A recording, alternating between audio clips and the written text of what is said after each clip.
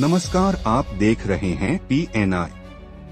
भारतीय red cross society भवन के सभागार में बिहार माध्यमिक शिक्षक संघ के वरिष्ठ नेता नर्मदेश्वर शर्मा उर्फ पन्ना बाबू के स्मृति दिवस पर शिक्षक संवाद सह बिहार की समकालीन शिक्षा में शिक्षकों की भूमिका विषयक कार्यक्रम का आयोजन किया गया। इस कार्यक्रम की अध्यक्षता पूर्व प्रधानाध्यापक सच्चिदानंद प्रेमी ने की, जबकि मंच संचालन मनोज कुमार निराला ने किया। कार्यक्रम के मुख्य अतिथि के रूप में बिहार विधानसभा अध्यक्ष डॉक्टर प्रेम कुमार उपस्थित रहे। सभा को संबोधित करते हुए विधानसभा अध्यक्ष डॉक्टर प्रेम कुमार ने कहा कि शिक्षक केवल पाठ्यक्रम पढ़ाने वाला व्यक्ति नहीं, बल्कि समाज की दिशा और राष्ट्र के भविष्य का निर्माण करने वाला शिल्पकार होता है। वहीं विधान पार्षद जीवन कुमार ने भी शिक्षकों की सामाजिक भूमिका पर प्रकाश डालते हुए कहा कि शिक्षक समाज में नैतिक मूल्यों के संवाहक होते हैं। कार्यक्रम में जिला परिषद उपाध्यक्ष शीतल यादव, जहानाबाद जिला परिषद अध्यक्ष रानी कुमारी, पूर्व अनुमंडल सचिव पुरुषोत्तम पांडे, टिकारी अनुमंडल के रणजीत कुमार, जगनारायण यादव, कृष्ण मुरारी, प्रमोद कुमार सहित बड़ी संख्या में शिक्षक एवं शिक्षाविद उपस्थित रहे।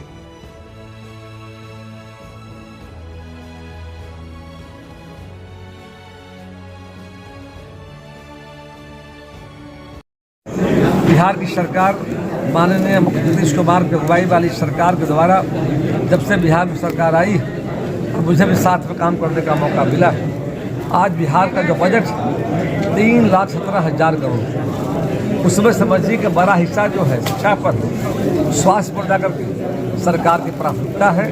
हमने लोगों से अपील किया है, आने वाले समय में हम शिक्षक, सरकार और अभिभावक और जनप्रतिनिधि जो हम मिल बैठ करके आने वाले समय में जो लोग की आवश्यकताएँ हैं, जरूरत है, चुनौतियाँ हैं, उसको अवसर बदलते हुए एक सुंदर बिहार बनाने में और माननीय प्रधानमंत्री जी का जो विजन है, विकसित बिहार, विकसित भारत, आत्मनिर्भर बिहार, आत्मनिर्भर भारत बनाने में बिहार चल पड़ा है। हम सब मिलकर आने वाले समय में शिक्षा के माध्यम से बेहतर माहौल बनाकर हम आगे बिहार को ले जाने का काम करें। से उसके बारे में अभी चर्चा हमने किया है और आदरणीय बिहार विधानसभा के स्पीकर हमारे बीच बैठे भी हुए हैं और उनके रहते हुए बहुत सारी बातें चर्चा हुई है।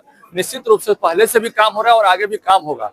स्थानांतरण जैसे प्रमुख मुद्दा है, उस पर हम लोग काम किए हैं और आगे भी काम चालू है। ग्रीवांस सेल में बहुत सारे लोगों का एप्लीकेशन जा रहा है, उसको एक्टिवेट करना बाकी है। पहले जो ई पोर्टल के माध्यम से एप्लीकेशन गया था, उस पर काम भी हुआ था। अभी ग्रीवांस पोर्टल के माध्यम, ग्रीवांस सेल के माध्यम से जो काम होना है वो नहीं हुआ है पूरी तरह से, उस पर हम लोग काम कर रहे हैं।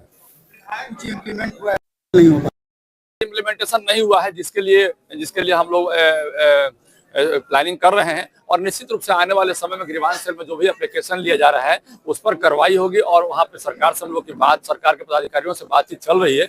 जल्द ही उस पर हम लोग वहाँ पे काम करवाने में सफलता हासिल करेंगे। शिक्षकों की सबसे लोग मांग रखते हैं वेतन विसंगति की, वेतन मिले, अधिक सब कुछ है, लेकिन हमारा मानना है कि शिक्षकों को प्रतिष्ठा मिलनी चाहिए, काम करने का माहौल मिलना चाहिए। इतना समय तक, कितने घंटे काम करते हैं लोग, लेकिन वहाँ विद्यालय में माहौल नहीं है। इसलिए शिक्षकों की आवश्यकता जो है, मानव संसाधन जो है, इसकी पूर्ति विद्यालयों में होना चाहिए, तब शिक्षकों से काम लिया जाए। शिक्षक भी सम्मानपूर्वक काम करें, अपने काम में दक्ष हों, काम में रुचि लें और तभी यह बिहार सरकार का सपना पूरा होगा। शिक्षक नहीं चाहेंगे तो दूसरा कोई जबरदस्ती नहीं पढ़वा सकता है उनसे कोई बलपूर्वक काम नहीं ले सकता है, क्योंकि शिक्षक मजदूर काम लेता है, उसका भी खड़ा होगा और वो बोलेगा कि तुम काम करो, लेकिन शिक्षक क्लास में जाकर भी नहीं पढ़ाएगा तो क्या करेंगे, तो कितना इंस्ट्रक्शन करेंगे। इसलिए उनको डिजिटल युग आ गया है, तो हाँ, में क्या लगता है शिक्षक तो ऐसे तो AI आ गया है कि AI के सामने कुछ है ही नहीं। फिर न शिक्षक की आवश्यकता है, न किसी गाइड की आवश्यकता है, न किसी डॉक्टर की आवश्यकता है, सब कुछ कर देगा वो। लेकिन गंगा में स्नान करना टीवी पर देख करके और गंगा में जाकर स्नान करना, दोनों में अंतर है। गंगा में स्नान करेंगे तो उसकी शीतलता, उसका माधुर्य जो मिलेगा आपको शरीर को, लाभ वह नहीं मिलेगा। सब कुछ ठीक है, डिजिटल है, लेकिन आप जो शिक्षक के चरित्र से शिक्षा लेते हैं, जो उसके बॉडी लैंग्वेज शिक्षा लेते हैं, वह कहीं डिजिटल नहीं मिलेगा।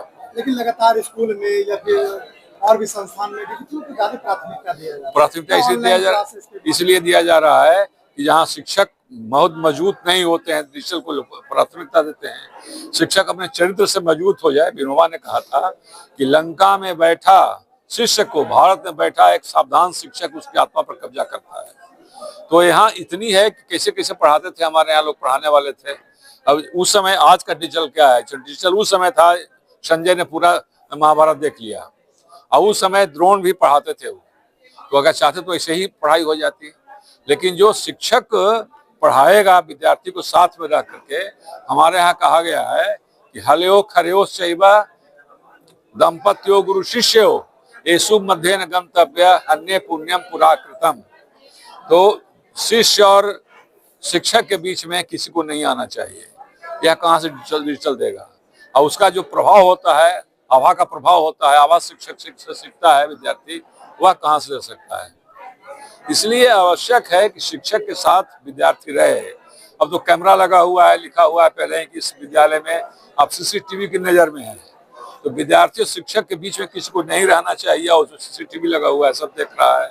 शिक्षा का ह्रास यहीं से हुआ है।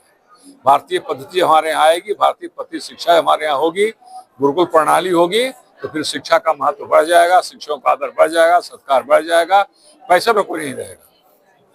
मैं डॉक्टर सच्चिदानंद प्रेमी।